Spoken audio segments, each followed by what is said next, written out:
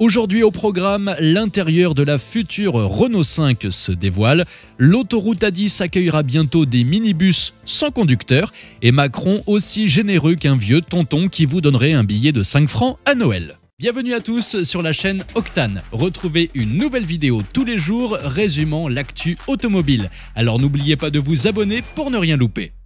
À la future R5, un retour dans le temps avec une petite dose de modernité comme une vieille rockstar qui aurait découvert les joies du numérique.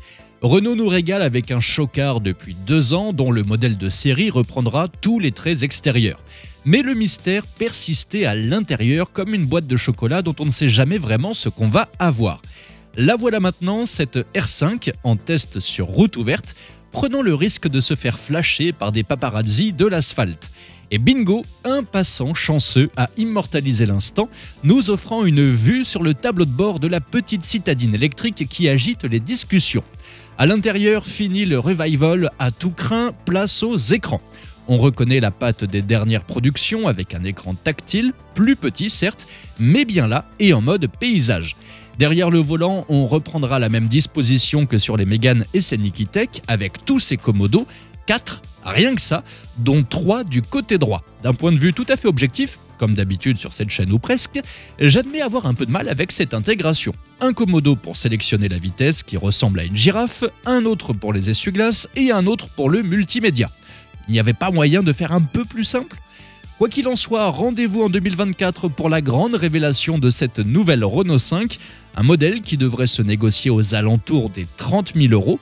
Pas donné, mais face à la concurrence venue de l'Empire du Milieu, la R5 a un joker dans sa manche, le bonus écologique. Fabriquée à Douai dans l'Hexagone, avec une batterie aussi fabriquée en France, elle a tout bon pour cocher la case bonus. Et si ça se trouve, elle aura droit à une petite offre de leasing du gouvernement, enfin si celui-ci arrive un jour. Voilà maintenant une annonce qui va faire vibrer le bitume de l'autoroute A10. Vinci Autoroute, en partenariat avec les groupes MIA, Savac et les cerveaux de l'université Gustave Eiffel, nous prépare une petite révolution pour 2026, des navettes autonomes. Imaginez-vous ces engins électriques comme des bolides du futur voguer sans capitaine sur cette autoroute mythique. 2 intrépides navettes seront les premières à affronter ce périple quotidien, totalisant une trentaine de va-et-vient sur ces 28 km d'asphalte. Elles ne dépasseront pas les 90 km/h dans un premier temps. Une prudence bienvenue pour ces pionnières de la route sans conducteur. Vous l'avez compris, c'est un pas de géant vers l'avenir qui nous attend sur cette autoroute A10. Des navettes qui fileront sans pilote à bord, offrant un avant-goût de ce que sera notre vie sur les routes de demain. Doit-on s'en réjouir ? Je ne sais pas. On termine avec notre cher président Emmanuel Macron qui, hier soir sur TF1, a annoncé une aide pour les travailleurs les plus modestes. Le président de la République a évoqué un dispositif qui pourrait atteindre 100 € par voiture et par an, limité aux 50% de travailleurs les plus modestes. En gros, le gouvernement prévoit d'offrir environ un plein d'essence par an à la moitié des automobilistes travailleurs les plus modestes et sous condition.